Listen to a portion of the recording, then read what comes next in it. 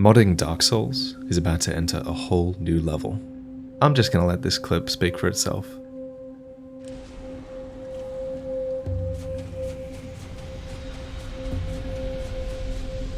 So you saw that right, another character just killed Gwyn, and immediately chose the Dark Lord ending, leaving us, a spectator, alone with Gwyn's pendant, and his cinders.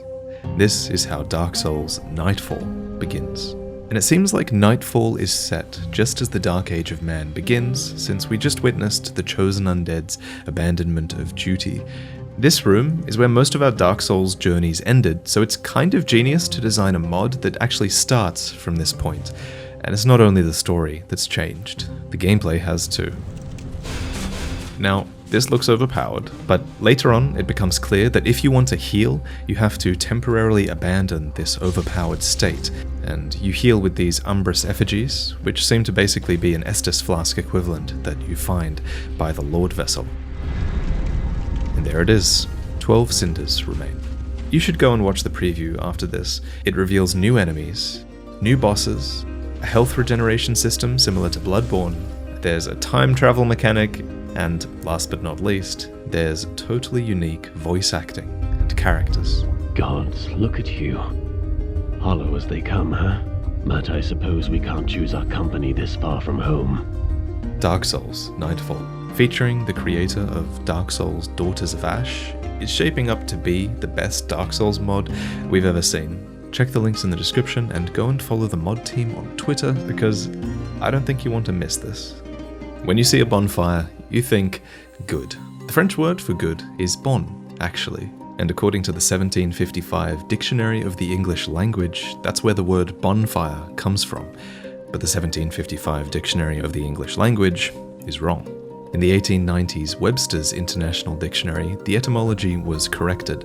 Turns out, in heathen times, there was a practice of burning bones in the open air, something backed up by a series of citations from the time. These were bonefires, as opposed to a wood fire, though all types were eventually assimilated into the word bonfire as the years passed, and burning heretics and bones became a little bit less common.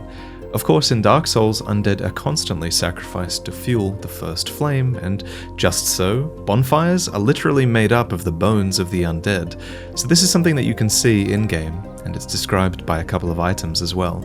So in the end, the bonfires of Dark Souls exemplify the long history of the word bonfire. They are good fires, a cause for celebration when you finally find one, and they are bonefires with a dark history burning deep within. The history of words is beautiful sometimes, and I love that Dark Souls brings that to light. A ton of places in Dark Souls take after real-life locations, something often admitted to in the Dark Souls design works, and something that's often discovered by players when they're exploring famous landmarks around the world. Imagine taking a tour of this random castle and coming across this staircase. I feel like I would get PTSD, like I'm about to get shot with a giant arrow or something. This is a part of Château de Chambord in France. And while the insides look borderline identical to the inside of Anor Londo, the outside of the castle definitely doesn't. That's because From Software tend to blend architectural styles in their castles. The outside of Anor Londo was actually largely inspired by the Milan Cathedral instead, with its diagonal buttresses that support these tall, striking spires. When From Software art director Masanori Waragai was touring this cathedral, he walked beneath these buttresses and he thought how fun it would be to walk on them. And sure enough, this thought became a reality years later. This is Le Mont Saint-Michel, a township in Normandy, France, planted on top of an island. Specifically, it's a tidal island located a few hundred meters from land, which makes it accessible at low tides, but makes it incredibly defensible because of the high tides that would come in and disrupt and sweep away an attacking force. So this place inspired the sunken city of New Londo, which is also far more accessible when the player drains the water and lowers the tide. Of course, a lot of people will see some similarities in the architecture as well. There are posts all over the internet from tourists noticing similarities in Dark Souls over the years. I even noticed something when I visited London years ago. The famous church, Westminster Abbey, clearly inspired the cathedral entrances in Lower Lothric, and Irithyll as well. The high vaulted ceilings of St. Peter's Basilica in Italy looks a lot like the Cathedral of the Deep, and Archdragon Peak is absolutely inspired by the Hagia Sophia Church of Constantinople. You can see it in the Byzantine architecture, and you can even see it in the mosaic design of the ancient dragon Great Shield. But, of course, not everything in Dark Souls is a castle, and for truly ancient places, From Software pulled from truly ancient architecture. So these are the rock-cut caves in Maharashtra, India. Buddhist temples that bear this striking resemblance to the caves seen in Upper Izalith.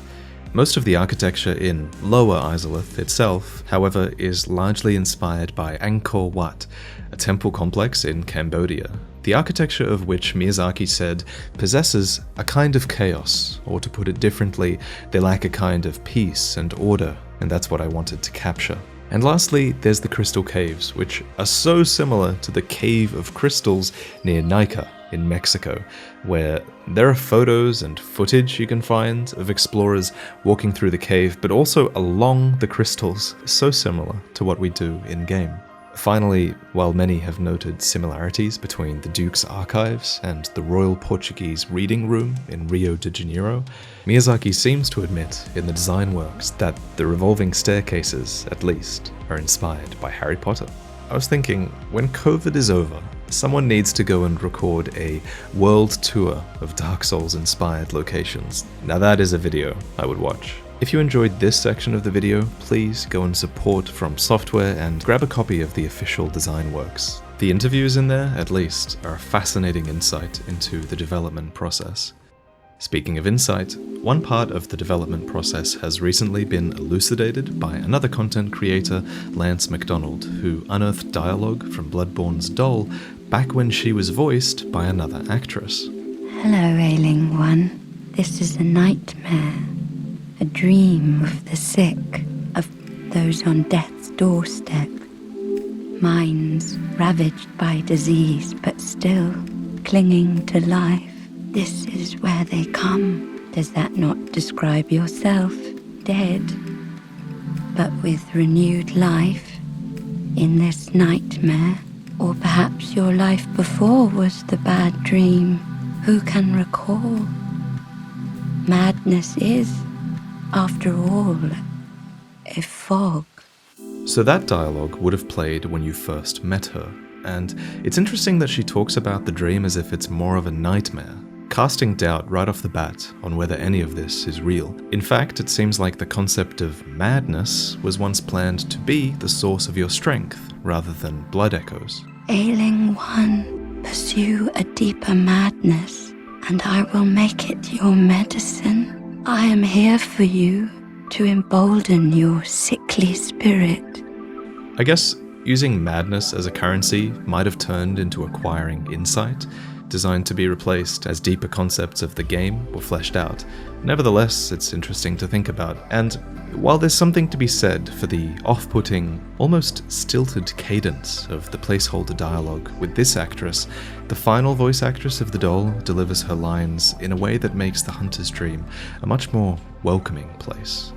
Over the past few years, the hacking of Bloodborne has become far more developed, even leading to the rise of so-called false-depth chalice dungeons, which are created and save-edited by the hackers, but are accessible by regular players who just enter the glyph. Some of these codes have led to dungeons containing high-end weapons, and some have even been edited to include cut content, so that anyone can experience it. And now, there's a new, incredible dungeon. It's not what it sounds like. After you kill the blood-starved beast, take its chalice to the Hunter's Dream and enter the glyph Cummmfpk.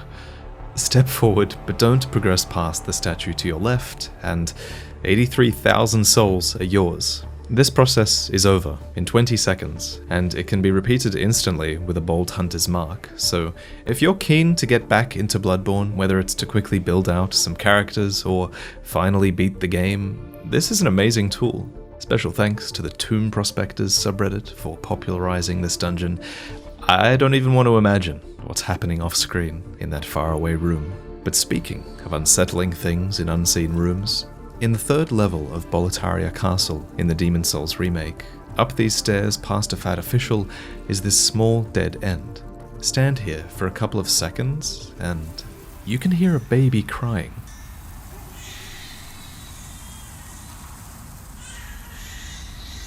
Now, what this is most similar to is some gates in the tutorial, where you can hear the demon vanguard going on a rampage somewhere inside. They're a one-off effect, and they're also special because they seem to trigger based on your proximity, as opposed to just atmospheric background tracks for an entire area. Some folks have also said that this is a Bloodborne reference, and yeah, that could be true, but I think it's just more likely that it's a very difficult to discover effect meant to convey the hopeless atmosphere of Boletaria Castle, where the remaining townsfolk are either dead or dying, and this child has been abandoned. And did you know there's a part of Demon Souls where it's impossible to die?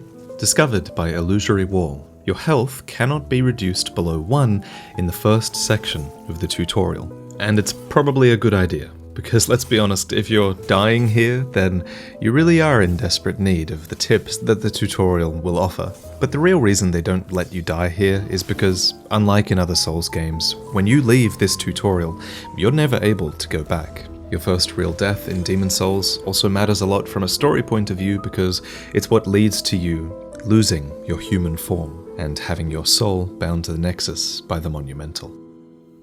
Dark Souls is a lonely game. The ruined world is on its way out, and is largely empty of life. Furthermore, communication between players is limited on purpose, except for emotes, which is what makes Praise the Sun so amazing. It captures the spirit of jolly cooperation, and also the overwhelmingly positive spirit of Solaire, who just contrasts so wonderfully with this dark world. But this emote actually existed long before Solaire. It first appeared in Demon Souls, and the reason so few people know about this is because Miyazaki was actually hiding it from the higher-ups at From Software at the time as well, who wanted it removed.